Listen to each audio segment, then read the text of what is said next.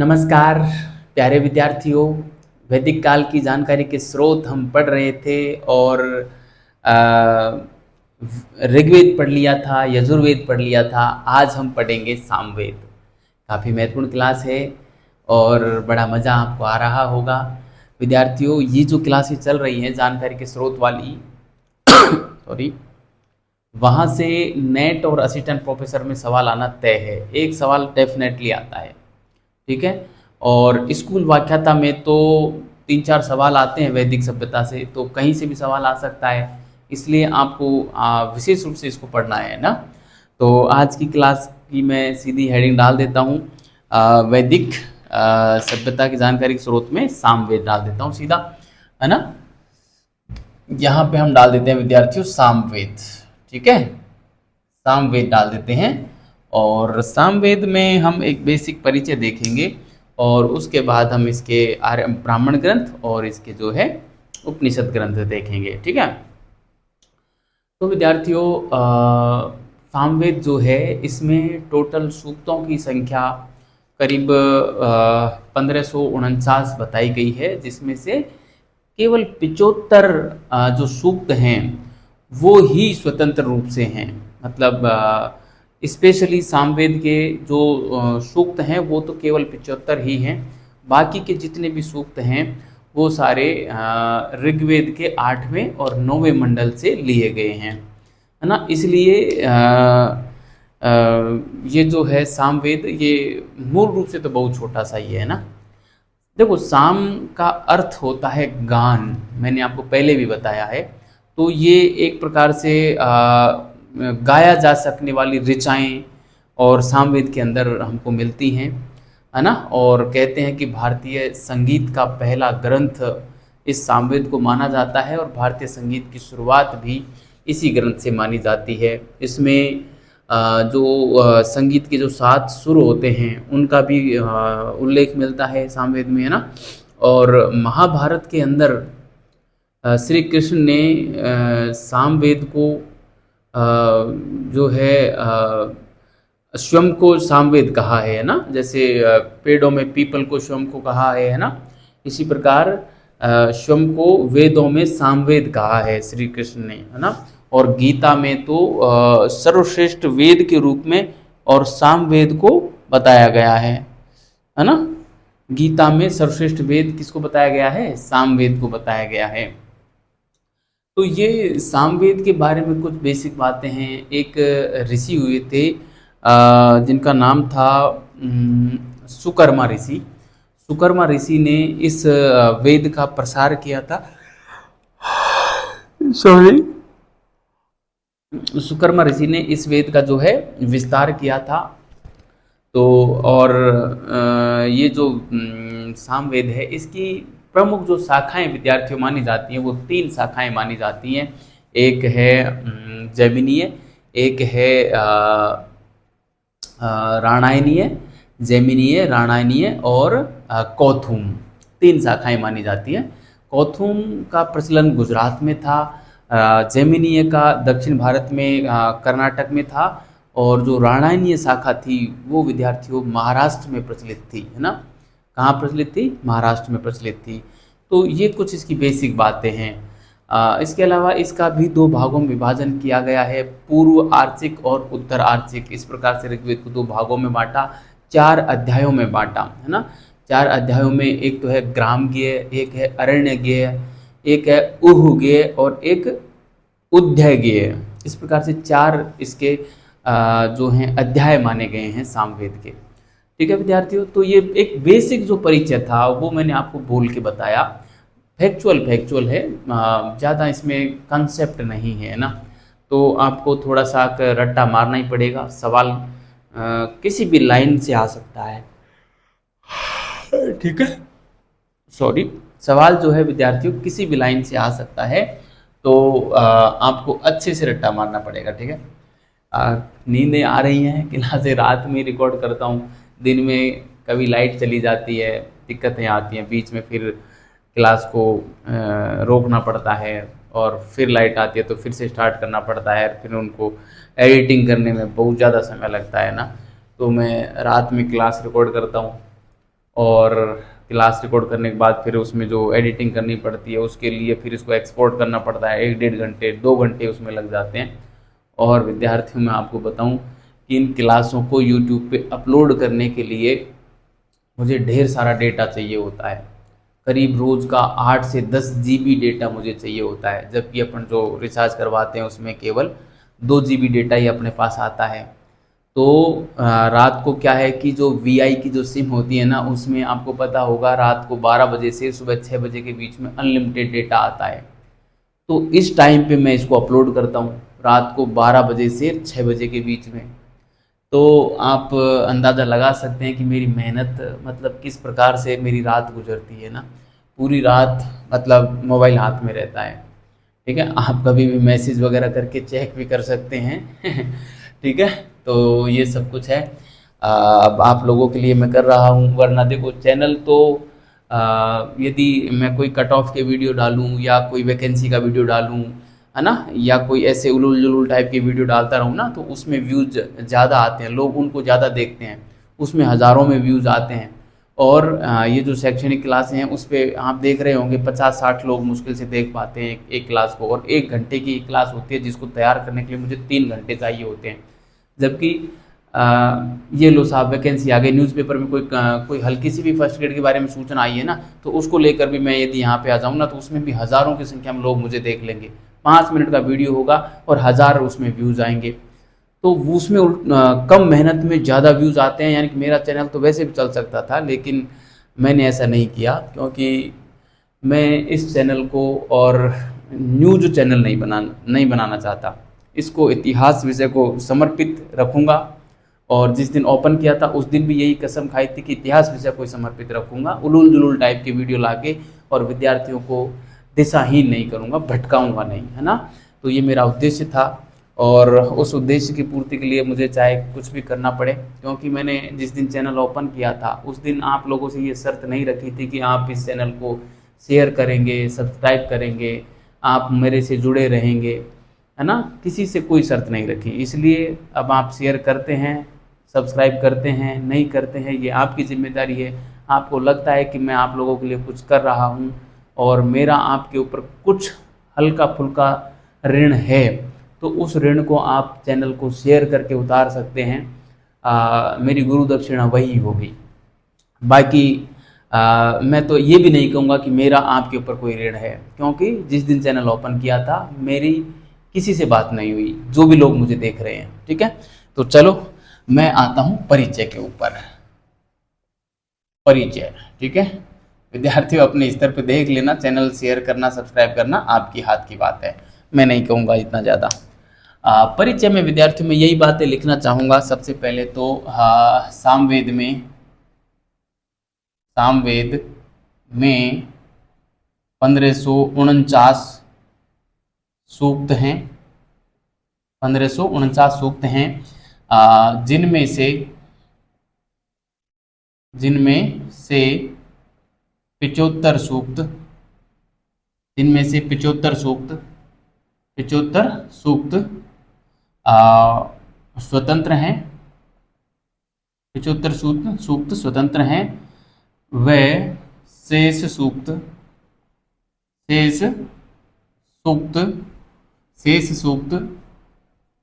ऋग्वेद के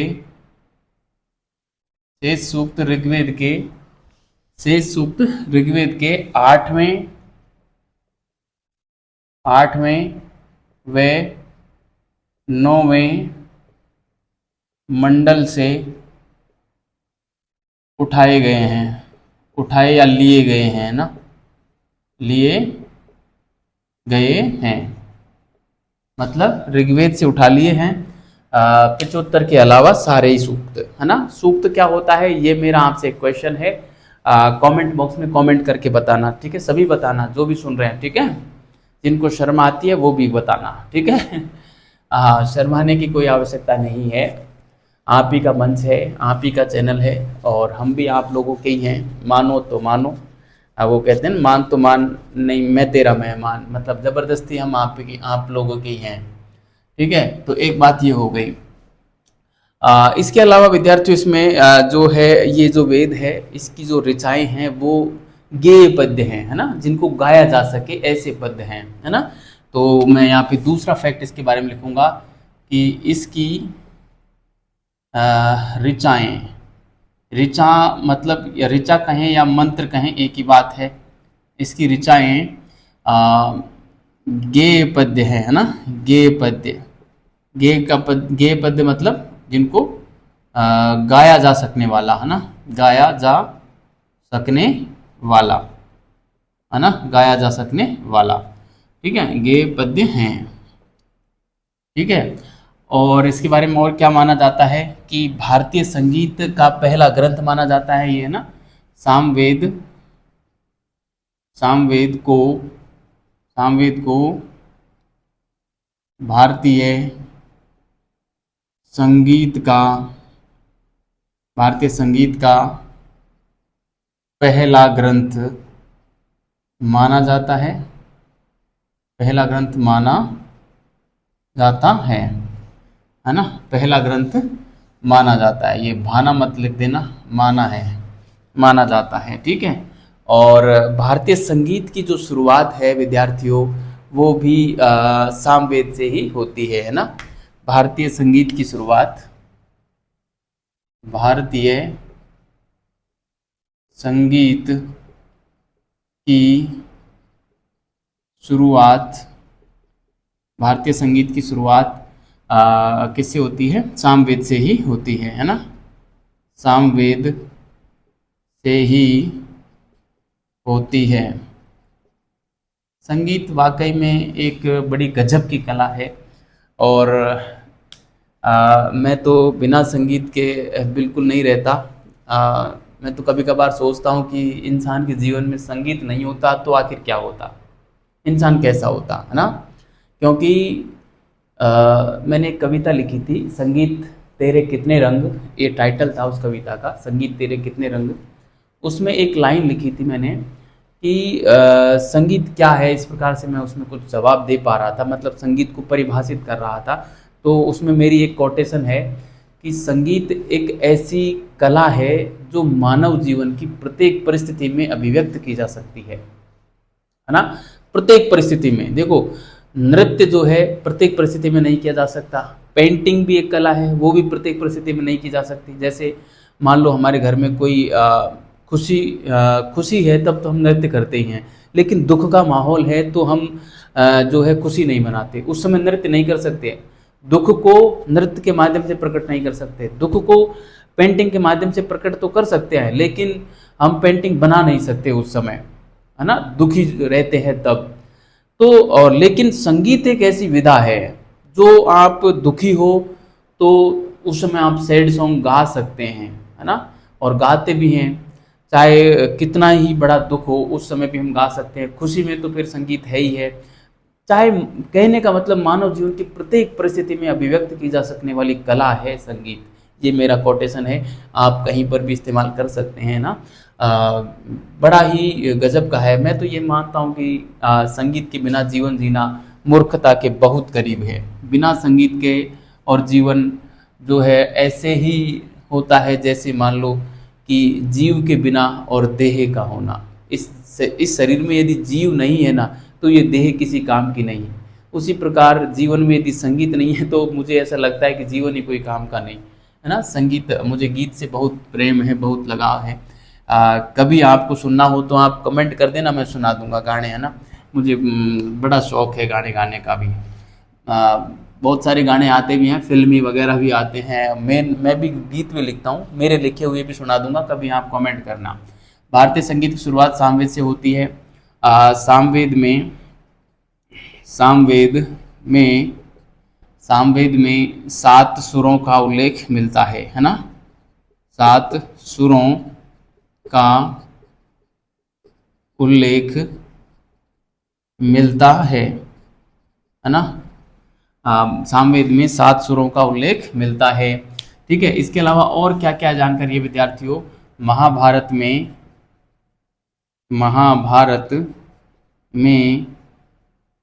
श्री कृष्ण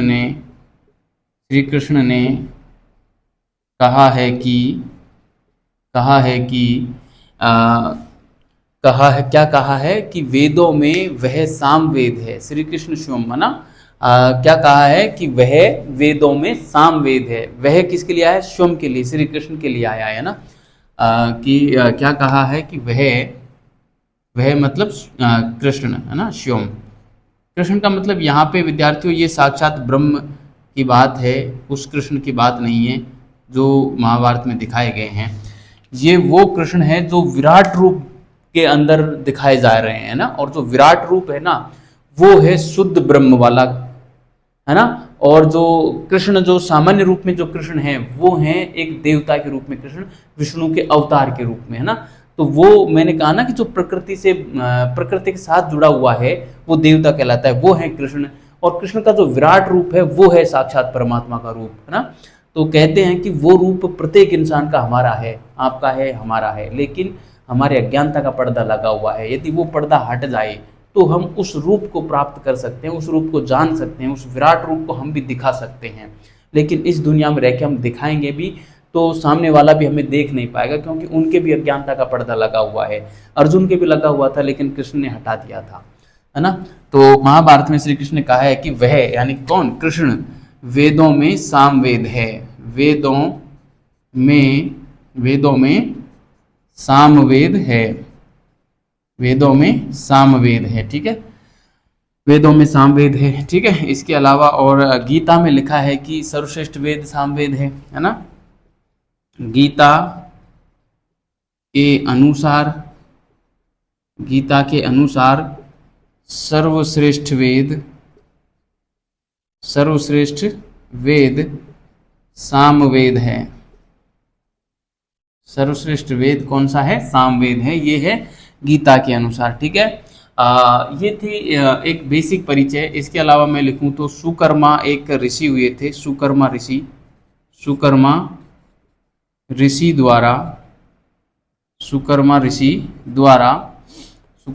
द्वारा सामवेद का विस्तार किया गया, है ना।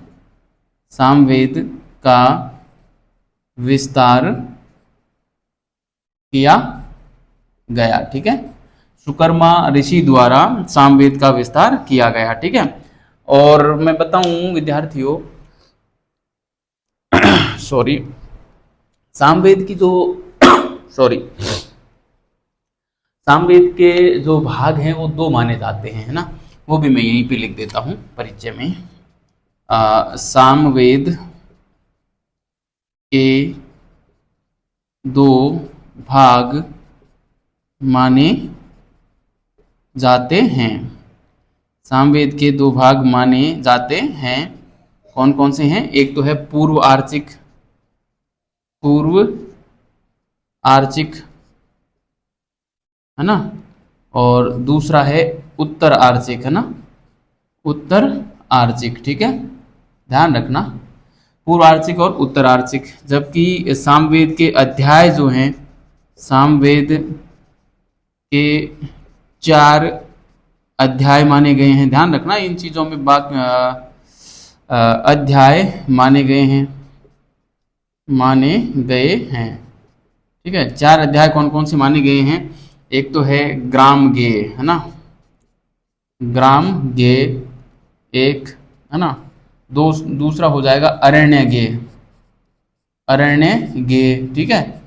और तीसरा हो जाएगा ऊह गेय, है ना, ऊह गेय। और चौथा हो जाएगा उद्धय गेय, ठीक है। ये 4 अध्याय विद्यार्थियों सामवेद के माने गए हैं, ठीक है।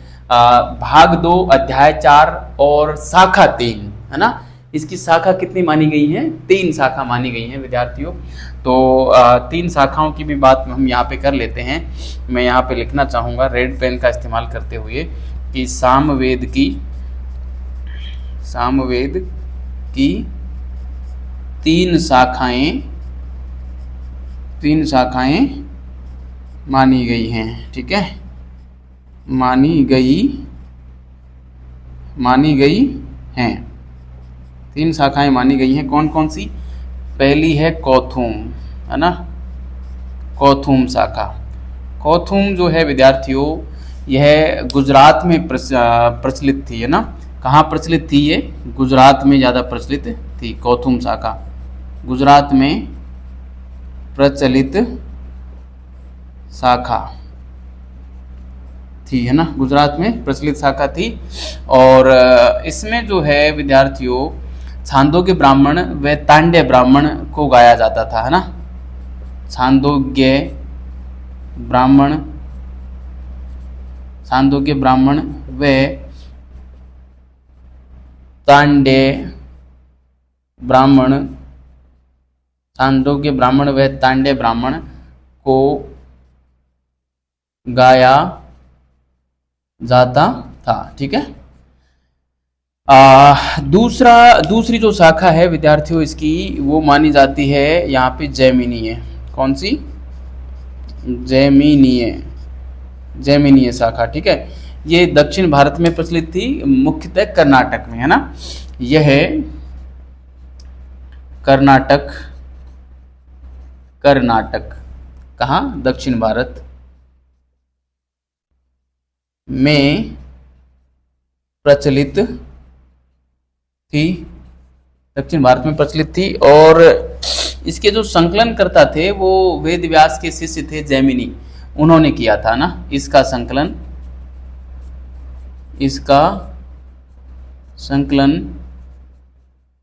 वेद व्यास जी के शिष्य जैमिनी थे, है ना।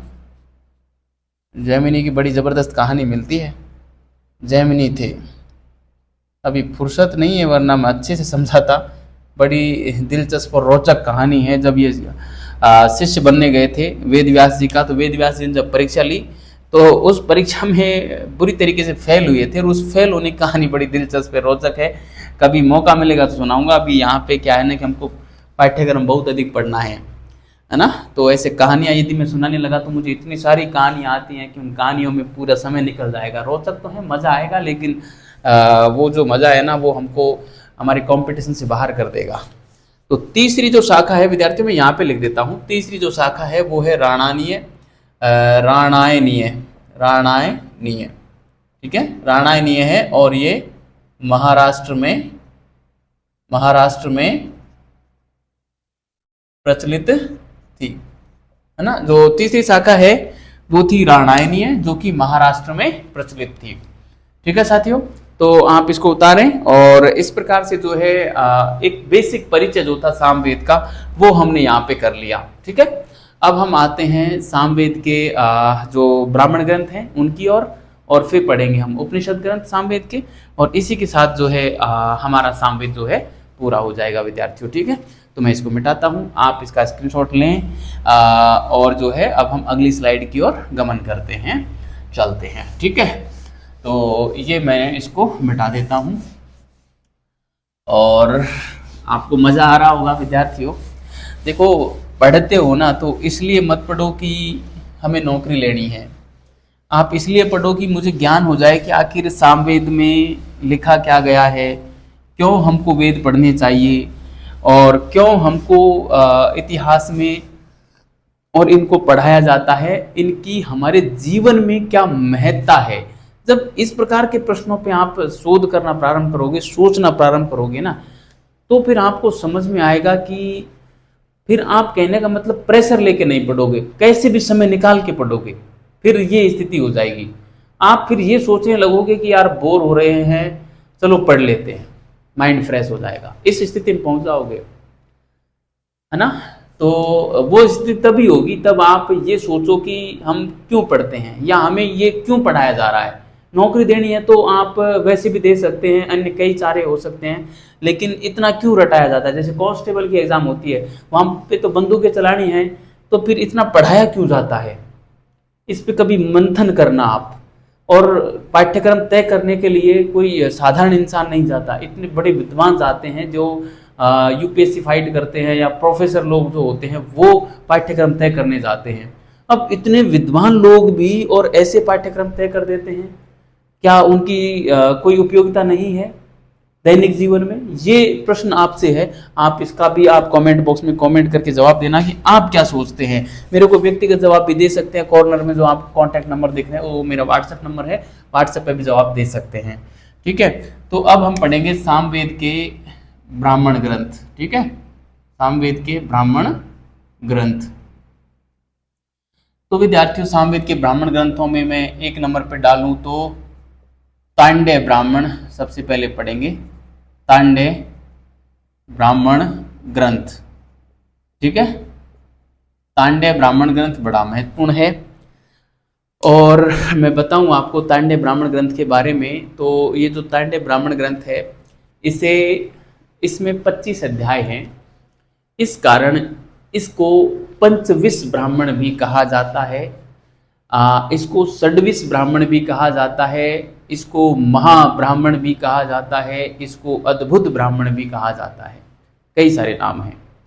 इसमें ये जिक्र मिलता है कि जो मगध के जो लोग थे उनको व्रात्य कहा जाता था। व्रात्य मतलब अनार्य कहा जाता था, और उन अनार्यों को यानी कि व्रात्यों को आर्य बनाने के कुछ अनुष्ठानों का जिक्र इस ब्राह्मण ग्रंथ में किया गया है ना। इसके अलावा इस ग्रंथ में हमको तूफान और जो अकाल पड़ते थे उनसे बचने के उपायों का उल्लेख भी इस जो है ब्राह्मण ग्रंथ में किया गया है।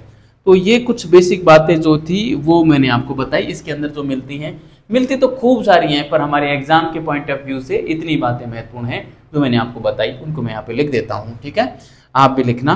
मैं थोड़ा सा पेन चेंज करने का प्रयास कर रहा हूँ। पेन तो चेंज क्या, कलर तो वही रहेगा, पर ब्लैक पेन बहुत अधिक काम आता है तो 2 रखता हूँ मैं, है ना। तो देखो इसमें हम लिखेंगे इसमें 25 अध्याय हैं।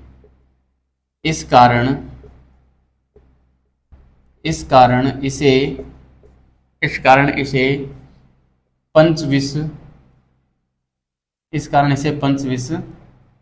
कहा जाता है। इस कारण इसे पंचविश कहा जाता है। ठीक है,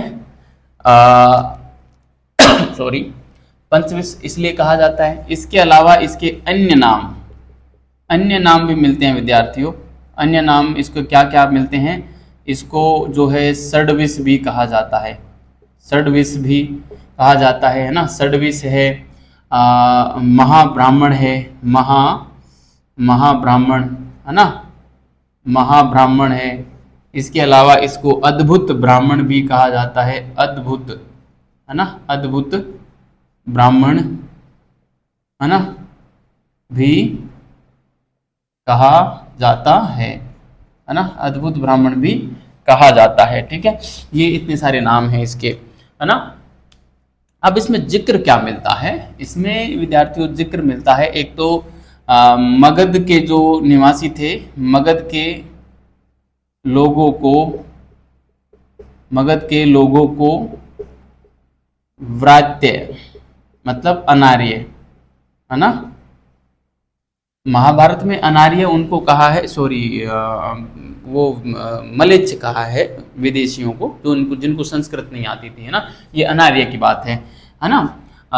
मगध के लोगों को व्रात्य यानी कि अनार्य कहा गया है तथा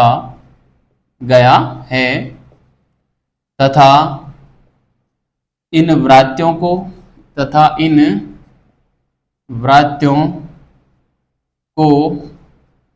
आर्य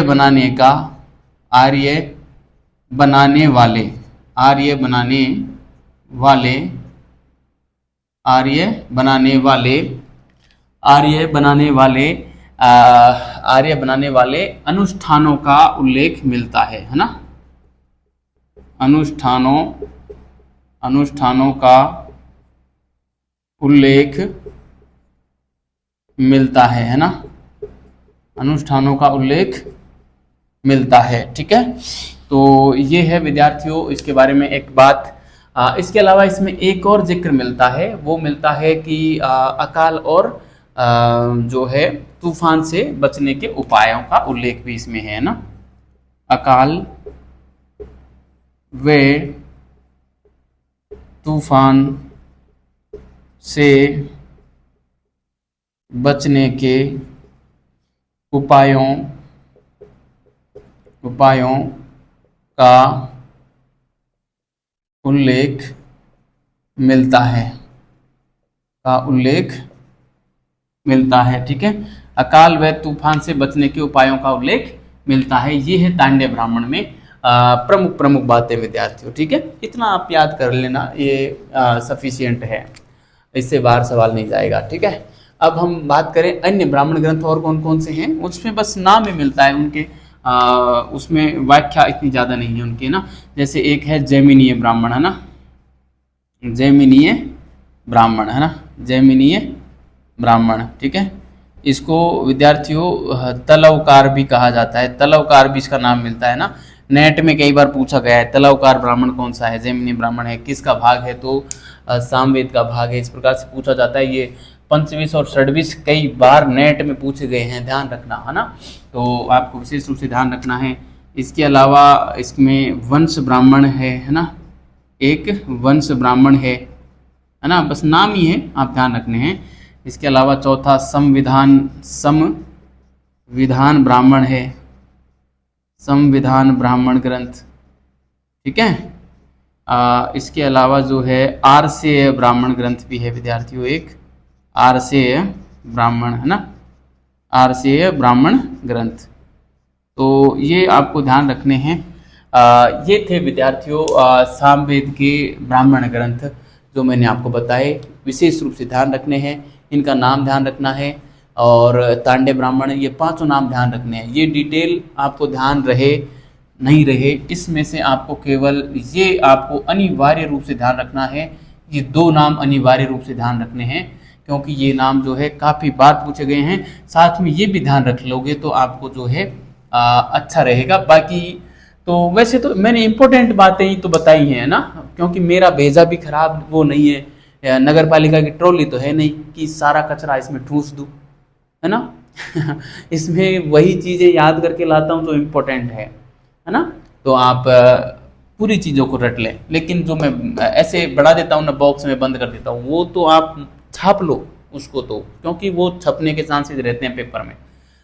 मैं इसको मिटाता हूँ। अब हम आते हैं सामवेद के ब्राह्मण ग्रंथ हो गए, अब मैं आता हूँ उपनिषद ग्रंथों पे। ठीक है, मैं इसको मिटा रहा हूँ, ये मैंने इसको मिटा दिया है, और अब हम आते हैं उपनिषद ग्रंथों पे। ठीक है, सामवेद के उपनिषद ग्रंथ, उपनिषद ग्रंथ। ठीक है, सामवेद के उपनिषद ग्रंथों में विद्यार्थियों सबसे पहला जो ग्रंथ हम पढ़ेंगे वो पढ़ेंगे कौन सा पढ़ेंगे हम, छांदोग्य उपनिषद पढ़ेंगे। बड़ा ही महत्वपूर्ण है और बहुत बड़े उपनिषदों में से एक माना जाता है ना, प्राचीन उपनिषदों में से एक माना जाता है। सबसे प्राचीन में छांदोग्य बृहदारण्यक आते हैं, और सबसे विशाल में बृहदारण्यक आता है ना, बढ़ा चुका हूँ। तो छांदोग्य उपनिषद जो है विद्यार्थियों, ये हम पढ़ेंगे छांदोग्य उपनिषद, है ना, काफ़ी इम्पोर्टेंट है ये उपनिषद है, मोस्ट लगा देना। छांदोग्य को और बृहदारण्यक उपनिषद को, दो को तो आपको बहुत बढ़िया तरीके से पढ़ना है ना, यहाँ से सवाल आने की संभावना जो है विद्यार्थियों बहुत अधिक रहती है ना। अब देखो इसमें जिक्र क्या क्या मिलता है छांदोग्य उपनिषद में, मैं बात करूँ तो विद्यार्थियों, एक तो सत्यकाम जाबाली की कथा मिलती है, सत्यकाम जाबाली की कथा का उल्लेख, है ना, सत्यकाम जाबाली की कथा का उल्लेख है। दूसरा इसमें मिलता है हमें कृष्ण और देवकी और वासुदेव का उल्लेख मिलता है ना, कृष्ण देवकी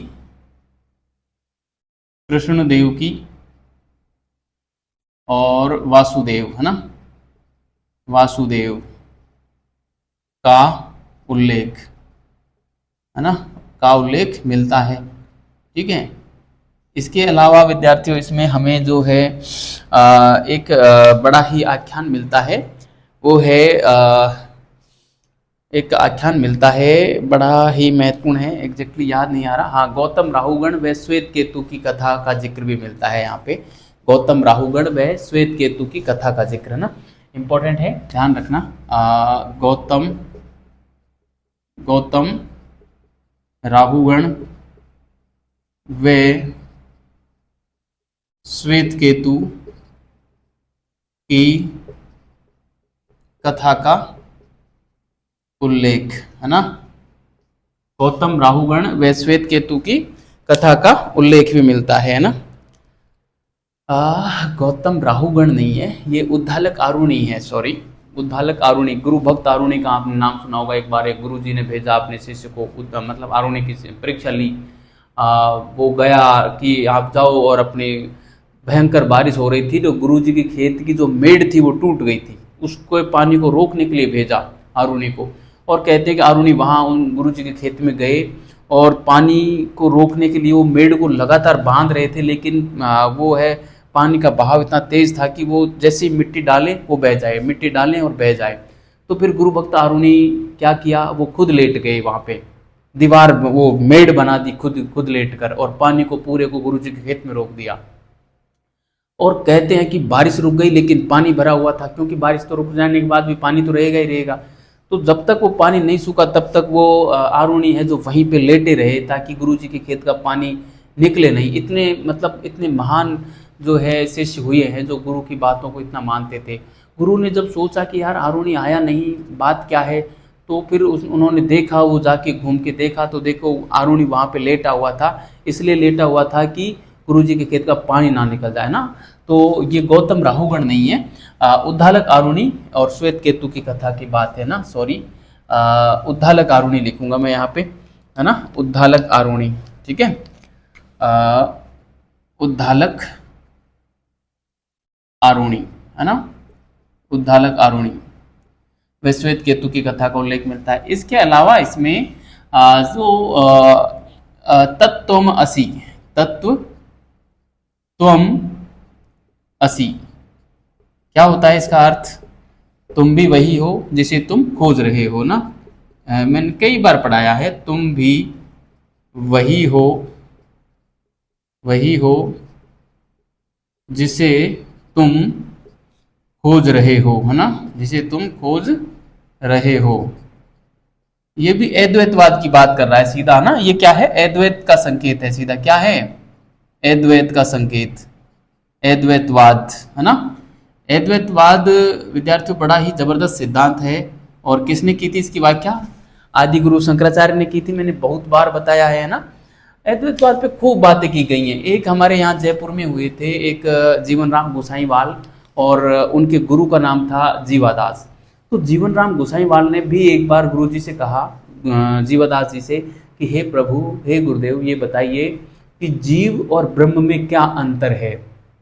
तो जीवादास ने उसको जवाब दिया कि जीव नहीं तू ब्रह्म है, अविनाशी निर्वाण, नित्य न्यारो तू देह से, देह कर्म कर जान। कि जीवादास ने कहा कि हे शिष्य, तू जीव नहीं, तू ब्रह्म है, अविनाशी है तू। जीव नहीं तू ब्रह्म है, अविनाशी निर्वाण, तू निर्वाण भी है, यानी तेरा कोई उल्लेख नहीं कर सकता।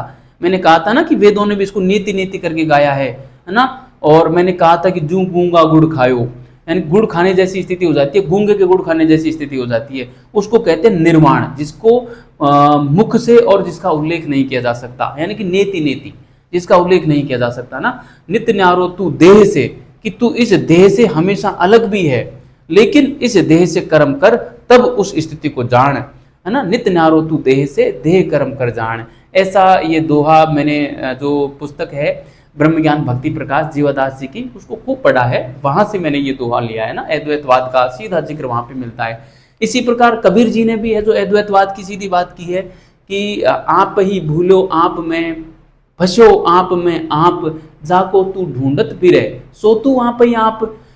कबीर जी कहते हैं कि ये जो इंसान है ना, ये स्वयं ब्रह्म है, लेकिन आप ही खुद में भूल गया, आप ही भूलो आप में, और बंधो आप में आप, यानी कि ये इंसान खुद के कर्मों से खुद को ही बांध लिया। क्योंकि हमारे बंधन किसका है? हमारे कर्मों का। हमारे कर्मों की वजह से हमें अज्ञानता आई, है ना, इसको मकड़ी के जाले जैसी व्यवस्था बताई है। मकड़ी क्या है ना कि इस प्रकार से जाला बुनती जाती है कि उसमें अंदर खुद ही फंस जाती है, उससे बाहर ही नहीं निकल पाती। उसी प्रकार ये इंसान भी अपने ही कर्मों में फंस गया, है ना। इसलिए कबीर जी ने कहा है कि आप ही भूलो आप में फंसो, आप में आप और जाको तू ढूंढत भी रहे, सो तू आप ही आप। यानी कि हम ईश्वर को ढूंढते फिरते हैं, उस परमात्मा को ढूंढते फिरते हैं, लेकिन कबीर जी का मानना है कि परमात्मा तो आप स्वयं हो, यदि आप आपके कर्मों को सुधार लो तो, है ना। तो ये बात भी यहीं पे आती है, उपनिषद भी यही बात कहते हैं, और हमारे धर्म ग्रंथ कबीर जी, जीवादास जी, शंकराचार्य जी, सब सारे विद्वान यही कहते हैं। मेरा भी यही मानना है कि जीव और ब्रह्म में कोई अंतर नहीं है ना। तत्वमसि की बात इसमें मिलती है। इसके अलावा विद्यार्थियों और क्या मिलता है इसमें, देखो इसमें वही एकम ब्रह्म द्वितीयो नास्ति, है ना, ये भी उल्लेख मिलता है ना। एकम ब्रह्म द्वितीयो द्वितीयो नास्ति, कि ब्रह्म एक है दो नहीं, है ना। ब्रह्म एक है दो नहीं, ब्रह्म एक है दो नहीं। अब आप कहोगे सर एक ही ब्रह्म है तो फिर ये द्वैतता क्यों है, आप अलग हो, मैं यहाँ पढ़ा रहा हूँ, आप पढ़ रहे हो, फिर ब्रह्म एक है। और देखो ब्रह्म है चेतन सत्ता एक। देखो पूरी सृष्टि को दर्शन ने दो भागों में बांटा, जैसे विज्ञान ने जीव और विज्ञान ने सजीव में और निर्जीव में बांटा, पर्यावरण ने जैविक घटक अजैविक घटक में बांटा, है ना। ऐसे ही दर्शन ने, फिलॉसफी ने संपूर्ण संसार को, संपूर्ण सृष्टि को दो भागों में बांटा, एक जड़ और एक चेतन। चेतन है वो ब्रह्म, वो परमात्मा, वो एकमात्र सत्ता, आत्मा भी उसको कहते हैं। आत्मा परमात्मा एक ही बात है ना। आत्म से परमात्म कहिए, न कहीं आणो न जानो, काया नगर में जीव अकेलो, ईश्वर अंश कहाणो, है ना। तो कहने का मतलब आत्मा परमात्मा एक ही बात है। तो वो तो है चेतन, बाकी संसार में जो भी है वो सब क्या है, जड़ है ना। तो फिर आप भी कहोगे सर हमारे अंदर चेतन है, आपके अंदर भी चेतन है, क्योंकि हम बोल रहे हैं, हम समझ रहे हैं, तो चेतना तो है। तो फिर अलग अलग कैसे है ना, एक कैसे हुई, हम तो अलग अलग हैं, है ना। तो ये आप इसको ऐसे समझ सकते हो कि जैसे विभिन्न कुएं रहते हैं, है ना, कुओं से पानी बाहर आता है। तो जैसे हमारे यहाँ के कुएं में पानी अलग है, आपके वहाँ पे पानी है, अन्य किसी गांव का कुएं में पानी अलग है ना। तो देखो पानी तो सेम है ना, हर जगह का पानी सेम है, लेकिन कुआं अलग है ना। तो इसी प्रकार ये बस शरीर अलग है, पानी सबके अंदर, वो जो चेतन परमात्मा है वो सबके अंदर सेम है ना। इसी प्रकार का मामला है। बाकी और कभी फिलॉसफी में मैं बताऊंगा आपको, ठीक है। इसके ये बात मिलती है। इसके अलावा इसमें और भी बातें मिलती हैं विद्यार्थियों। इसमें एक बात मिलती है सर्व खलविदम ब्रह्म, है ना। सर्व खलविदम ब्रह्म, है ना। सर्व खलविदम ब्रह्म मतलब संपूर्ण जो सृष्टि है वो ब्रह्म में है ना। क्या है, संपूर्ण सृष्टि ब्रह्म में है, संपूर्ण सृष्टि ब्रह्म में है, ब्रह्म में है। ब्रह्म में का मतलब ब्रह्म ही है, संपूर्ण सृष्टि ब्रह्म में है। या मैं लिखूं, या संपूर्ण सृष्टि ब्रह्म है, संपूर्ण सृष्टि क्या है, ब्रह्म है। अब जब संपूर्ण सृष्टि ही वो ब्रह्म है, वो परमात्मा है, तो फिर हम क्या हैं, ये भी तो एक बेसिक सवाल आ सकता है ना, हम क्या हैं। तो कहने का मतलब ये है कि हमारे अंदर क्या अज्ञानता का पर्दा लगा हुआ है, इसलिए हमें दूसरा नजर आ रहा है, तुम और मैं, तू और मैं। ये जो भाव है ये है द्वैत भाव। ये द्वैत भाव कब मिटेगा, जब हमें ज्ञान होगा अपने स्वरूप का, हम अपने आप को जानेंगे, है ना। अपने आप को जान गए ना, तो फिर हम किसी को कहेंगे नहीं, गूंगे जैसी स्थिति हो जाएगी। एक भजन में और कहा है कि किसी से कहूँ किसे समझाऊं, ये स्थिति है जब अपने आप को जान लिया हमने तब, कि किसी से कहूँ किसे समझाऊं, मन में समझ रह जाऊं, मैं कौन सा मुख से गाऊं गुण ओंकार सन्यासी को। कि वो जो ये जो ब्रह्म है उसके इसके गुणों को मैं किस मुख से गाऊं, इस मुख से तो हम गा ही नहीं सकते उसको ना। तो बड़ा ही दिलचस्प है ये फिलॉसफी, बहुत मज़ा आता है, लेकिन क्या करें, इसको अभी हम यहाँ पे डिटेल में पढ़ नहीं सकते। इतना है, हमारी परीक्षा पास हो जाएगी यहाँ से, ठीक है। तो सर्व खलविदम ब्रह्म का मतलब संपूर्ण सृष्टि ब्रह्म में है ना। तो ये सारी बातें विद्यार्थियों हमें छांदोग्य उपनिषद में मिलती हैं। इसके अलावा इसमें जो पुनर्जन्म की बात है, पुनर्जन्म की अवधारणा है, उसका भी जिक्र यहाँ पे हमको मिलता है ना, किसका, पुनर्जन्म का मिलता है। और यहाँ पे कहा गया है कि जो अच्छा कर्म करता है उसका पुनर्जन्म ब्राह्मण के रूप में होता है ना, किसमें, ब्राह्मण के रूप में होता है। तो ये बात भी हमको विद्यार्थियों यहाँ पे मिलती है, वो भी मैं यहाँ पे करूँगा। पुनर्जन्म का सिद्धांत मिलता है ना, पुनर्जन्म का सिद्धांत, पुनर्जन्म का सिद्धांत मिलता है ना, पुनर्जन्म का सिद्धांत मिलता है। ठीक है, और इसमें लिखा है कि जो अच्छा कर्म करेगा, अच्छा कर्म करने पर ब्राह्मण के रूप में पुनर्जन्म होगा, है ना, ब्राह्मण के रूप में पुनर्जन्म होगा, है ना, ब्राह्मण के रूप में पुनर्जन्म होगा अच्छा कर्म करने पर। ठीक है, ये बात लिखी है यहाँ पे। देखो विद्यार्थियों, ये सारी बातें सत्संग में सुनाई जाती हैं, है ना, ये सारी बातें जो हैं सत्संग में सुनाई जाती हैं। और तुलसी बाबा ने बड़ा ही गजब बात बताई है कि संत समागम हरि कथा, तुलसी दुर्लभ दोए, सुत धरा और लक्ष्मी पापी घर भी होए। तुलसी बाबा ये कहते हैं कि इस दुनिया में संत समागम और हरि की कथा, यानी संतों का समागम मिलना, संतों का समागम यानी संतों की संगति में हम बैठना, वो दुर्लभ है। और इस ब्रह्म की कथा का मिलना दुर्लभ है। संत समागम हरि कथा, तुलसी दुर्लभ दोए। तुलसीदास कहते हैं कि हे तुलसी, इस संसार में संतों का समागम और हरि की कथा मिलना दुर्लभ है। बाकी सुत धरा और लक्ष्मी पापी घर भी हुए। सुत यानी कि संतान, पुत्र की बात की है, लेकिन संतान से है यहाँ पे अर्थ ना। सुत यानी कि संतान, धरा यानी कि जमीन, यानी कि प्लॉट वगैरह, जायदाद वगैरह, और सुत धरा और लक्ष्मी, लक्ष्मी यानी पैसा, यानी कि सुत यानी कि पुत्र, संपत्ति, जमीन जायदाद और पैसा, ये तो पापियों के भी हो जाते हैं, है ना। ऐसी बात हमें बताते हैं तुलसी बाबा, मतलब गजब की बात है। तो विद्यार्थियों, जहाँ भी सत्संग हो वहाँ पे जाना चाहिए, है ना।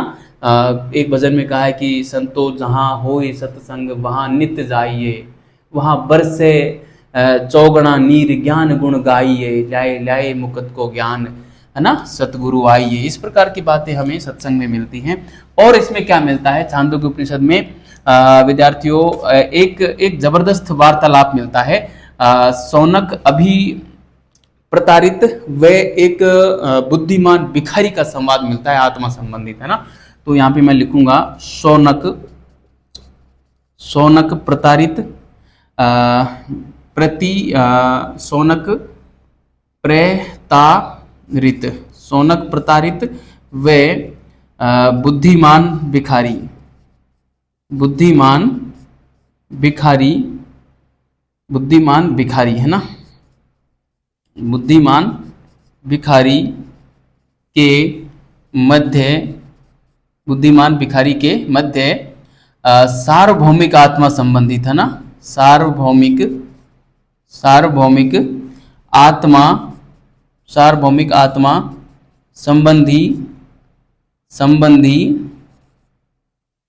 संबंधी संवाद मिलता है ना, संबंधी संवाद मिलता है। ठीक है, मतलब सार्वभौमिक आत्मा की बात की गई है विद्यार्थियों। देखो, आत्मा के दो रूप बताए गए हैं उपनिषदों में। एक तो होता है जीवात्मा और एक होता है परमात्मा। जीवात्मा वो है जिसमें अज्ञानता है, तो हम हैं जीवात्मा, हमारे अंदर जीवात्मा है। और परमात्मा वो है जिसने अपने आप को जान लिया, वो परमात्मा बन गया, है ना। तो ये अलग नहीं है, एक ही है, लेकिन अपनी स्थिति अलग अलग है। जैसे अभी हम क्या हैं कि अभी हम स्टूडेंट हैं, क्यों है, हमें अज्ञान है, लेकिन हम इतिहास लगातार पढ़ रहे हैं। इतिहास पढ़ने से क्या होगा, हमें ज्ञान होगा, और फिर हम ही क्या बन जाएंगे, टीचर बन जाएंगे, है ना। तो टीचर और स्टूडेंट में कोई भेद नहीं है, एक ही व्यक्ति है ये, लेकिन अज्ञानवश स्टूडेंट और वो ज्ञानी हो गया तो परीक्षा पास कर लेगा, और परीक्षा पास कर लेगा तो वही टीचर बन जाएगा। उसी प्रकार जीव में ब्रह्म में अंतर है ना। अब आप समझ गए होंगे जीव और ब्रह्म में मूल अंतर क्या है, यानी कि जिसमें अज्ञानता है वो जीव, और जब उसमें ज्ञान हो गया तो वही ब्रह्म हो गया, वही साक्षात परमात्मा हो गया ना। तो परमात्मा एक पद का नाम है, जिस प्रकार एक स्कूल व्याख्याता एक क्या है, पद का नाम है ना। उस पर कोई व्यक्ति जाता है, पहुंचता है, पद कभी मरता नहीं है, अजर अमर अविनाशी है। उसी प्रकार परमात्मा अजर अमर अविनाशी है विद्यार्थियों, वो कभी मरता नहीं है। क्यों नहीं मरता, क्योंकि वो पद का नाम है, कोई व्यक्ति विशेष का नाम नहीं है वो, है ना। ये काफ़ी पेचीदगियाँ हैं, आपको बड़ा मजा आएगा, लेकिन अभी इसकी बात हम पूरी कर नहीं सकते। तो एक बात हो गई है। इसके अलावा इसमें धर्म के 3 स्तंभों की बात की गई है। धर्म के 3 स्तंभों का उल्लेख है ना।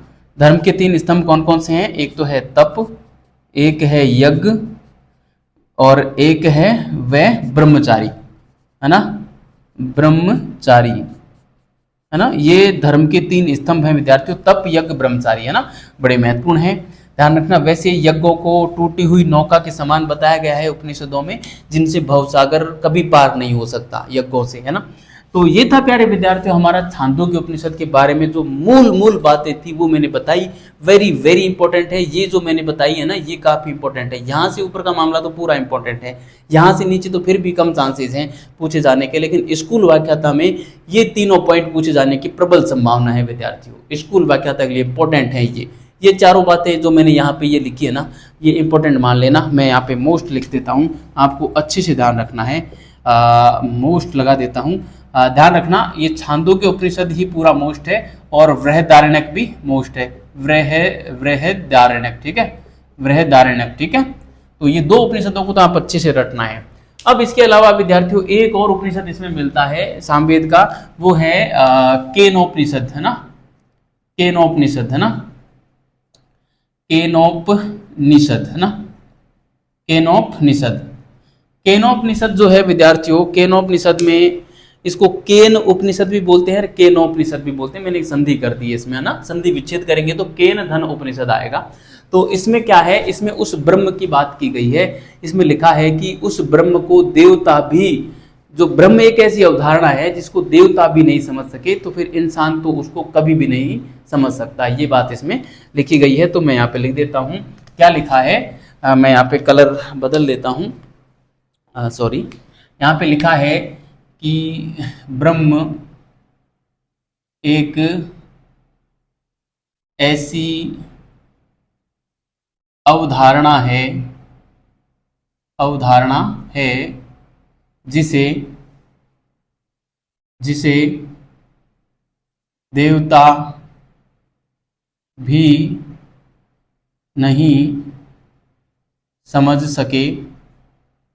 देवता भी नहीं समझ सके, अतः मानव ब्रह्म की अवधारणा को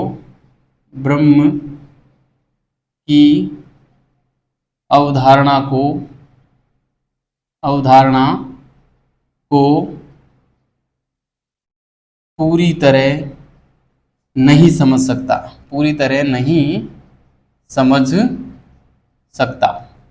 है ना। ये बात मिलती है विद्यार्थियों इसमें, इस प्रकार से ये जो बात है विद्यार्थियों सीधा जैन दर्शन का जो अनेकांतवाद है ना, उसकी तरफ संकेत करता है। जैन दर्शन का अनेकांतवाद क्या कहता है कि इस दुनिया की प्रत्येक वस्तु में बहुत सारे गुण होते हैं, और मानव जो है उनके प्रत्येक गुण को नहीं जान सकता, किसी भी कंडीशन में नहीं जान सकता।